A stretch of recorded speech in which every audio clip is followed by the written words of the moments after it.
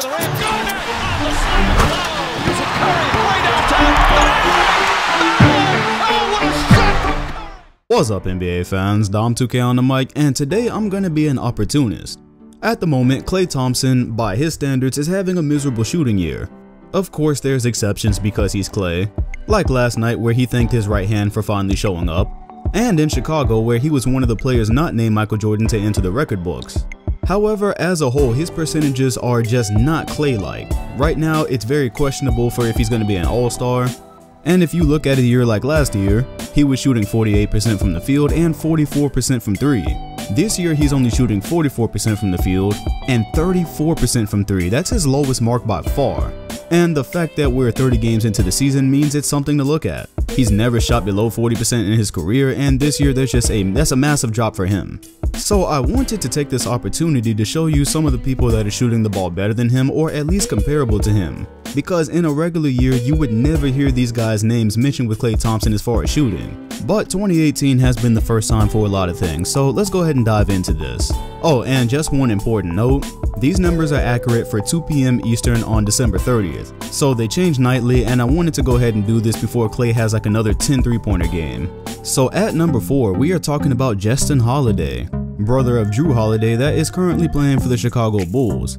He's played 36 games this season, and he's actually made 2 more 3-pointers than Klay Thompson on less attempts. So he's got 95 3-pointers made, and he's taken 260 compared to Klay Thompson making 93 and shooting 272. Cutting it really close there. His 3-point percentage is currently 36.5%, and he's currently 8th in the league for 3-pointers made right now, which is probably a surprise because you never hear about anything going on in Chicago, especially not Justin Holiday.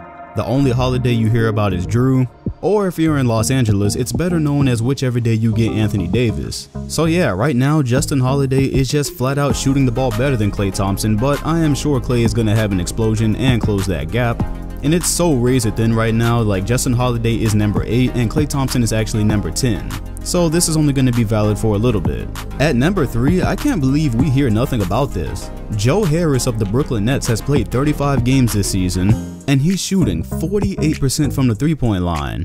And it's not like it's just a lack of volume either, he's taken 178. So when you consider he's not getting minutes like star minutes, that's pretty good. He's taken around 80 less 3-point attempts than Klay Thompson, and he's only made 7 less.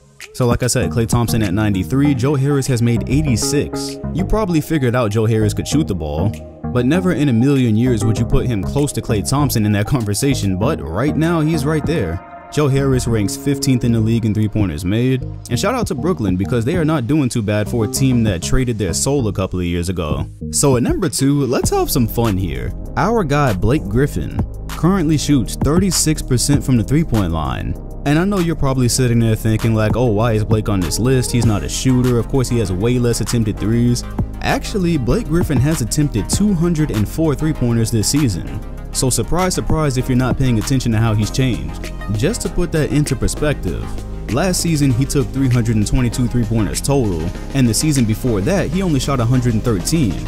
And in the year 2014, better known as the last time he was really healthy, he played 80 games and had only taken 44. So yeah, Blake has definitely went through a bit of an evolution adapting to the game, and he's made 74 total 3-pointers. And when you think of Blake Griffin and Klay Thompson, you don't think of a 19 3-pointer difference, right? So at the moment, it's like it's in the ballpark. I wouldn't say he's really shooting better than Klay, but to even have Blake Griffin in the same ballpark as Klay Thompson, no, even on the same planet as Klay Thompson as far as a 3-point conversation, yeah man, 2018 has been a very weird year on a lot of fronts. And the last one, man, I had fun with this.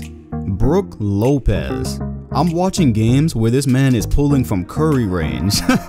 It's crazy because when Milwaukee signed him, I knew that was going to be good with him being a stretch big next to Giannis, but the guy is pulling right now. Brook is shooting 36% from 3, and he's only made 5 less 3-pointers than Klay Thompson on the year. Klay Thompson 93, Brook Lopez 88. What in the world?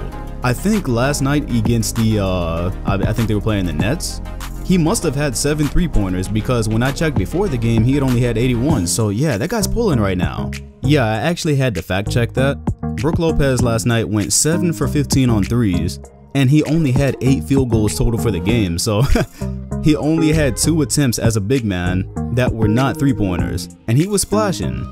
For the entire year, Lopez has attempted 243 3-pointers, so right there on the 30 mark behind Klay Thompson. So yeah, if you thought that 2018 could not get any more backwards, Blake Griffin and Brook Lopez are in a conversation right now. No, they're on the same planet right now as Klay Thompson in the 3-point conversation. That's the thing that's happening. Every player I listed is shooting better than him in percentage, but to really look at what's going on, you have to look at the totals. And for every player that I listed, they're taking a decent amount of threes. So it's not just like Blake Griffin took only 50 threes and that's why his percentage is higher than Klay Thompson's. No, they're shooting regularly. These are regular 3-point shooters. And this is just the type of year that the Warriors are having, really.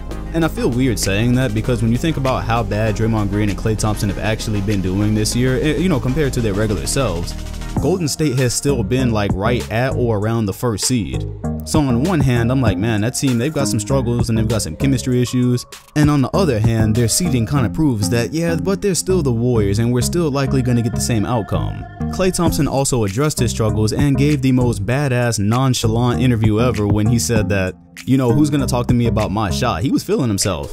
He said, I'll listen to Reggie Miller, I'll listen to Larry Bird. Of course, he felt compelled to throw Steve Kerr in there just because he's his coach. The guy could shoot, but come on now. Like, he was like, yeah, nobody can tell me anything that I can't figure out. And he's gonna figure it out. That's why I said I am being an opportunist right now. You still wouldn't dare leave this guy open. He's prone to do what he did in Chicago a couple of months ago at any point in time. So these struggles really amount to nothing, to be honest. But I am interested to know, do you think Klay Thompson is going to be an all-star this year? Because he is not playing like an all-star. And then that's going to be interesting to the narratives down the road. Because I remember when Kyrie Irving was injured, people were saying that the Cavaliers won the championship with 1 all-star. So I wonder if the Warriors win the championship this year, but Steph Curry and Kevin Durant are the only all-stars. Is it going to turn into a narrative of, oh, well, they only had 2 all-stars? Because we've seen it happen before, so who says it's not going to happen again? Anyways, yeah, let me know what you think in the comment section. I'll actually probably put a poll on the video. Hit the like button, comment, and sub if you enjoyed, and hit the bell next to my name if you want notifications on future videos. Thanks for watching, and I'll see you all on the next one.